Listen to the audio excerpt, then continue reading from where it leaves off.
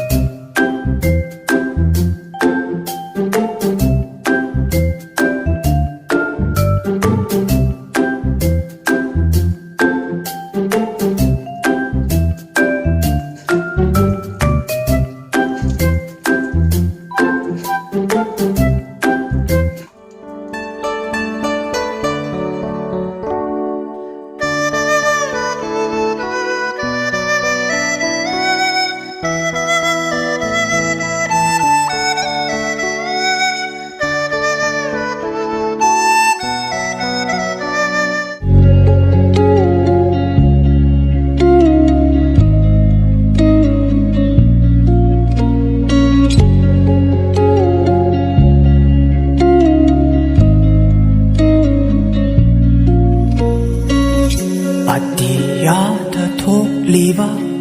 Tawan Micha Shinga Amada Oina Bunkra Binung Shinangna Tha Moigi Kanungda Chu Hora Bashatam I Tumta Induna Lay Hore Ko Ashum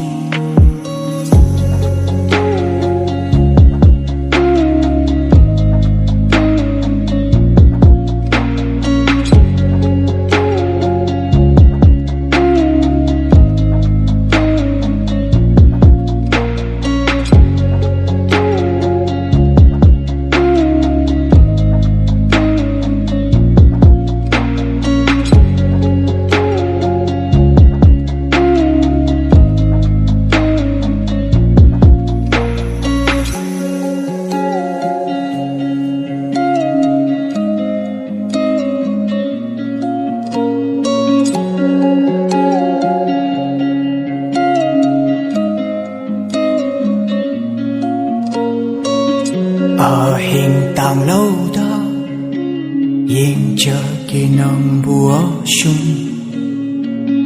hậu khờ đầu đi na ôi chờ kỳ ai kỳ nào sung tha môi kỳ ca nung đa chu hậu ra ba sa tâm y tôm ta yên du na lấy hậu rê của sung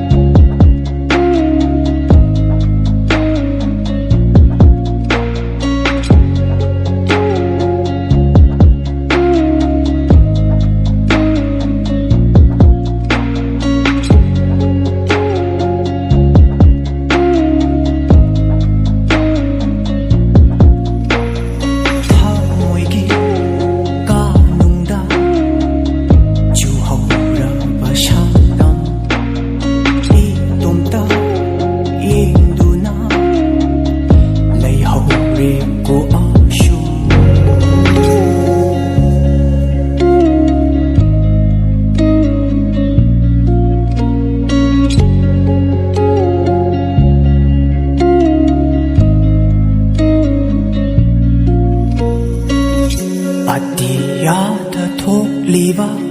Tawan micha shinga Amada oina Bunkra binung shinangna ꯊꯃꯣꯏꯒꯤ ꯀꯥꯅꯨꯡꯗ ꯆꯨꯍꯧꯔꯕ ꯁꯛꯇꯝ ꯏꯇꯣꯝꯇ ꯌꯦꯡꯗꯨꯅ ꯂꯩꯍꯧꯔꯦꯀꯣ ꯑꯁꯨꯝ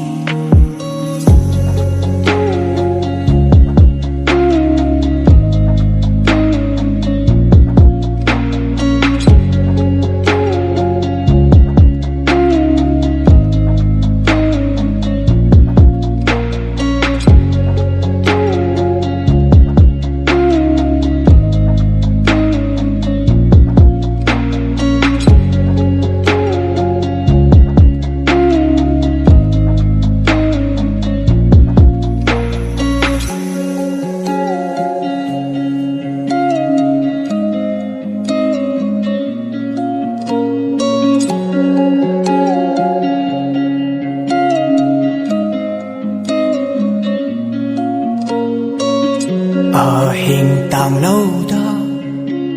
ꯌꯦꯡꯖꯒꯦ ꯅꯪꯕꯨ ꯑꯁꯨꯝ ꯍꯧꯈꯔ ꯋꯥꯔꯤꯅ ꯑꯣꯏꯖꯒꯦ ꯑꯩꯒꯤ ꯅꯥꯎꯁꯨꯝ ꯊꯃꯣꯏꯒꯤ ꯀꯥꯅꯨꯡꯗ ꯆꯨꯍꯧꯔꯕ ꯁꯛꯇꯝ ꯏꯇꯣꯝꯇ ꯌꯦꯡꯗꯨꯅ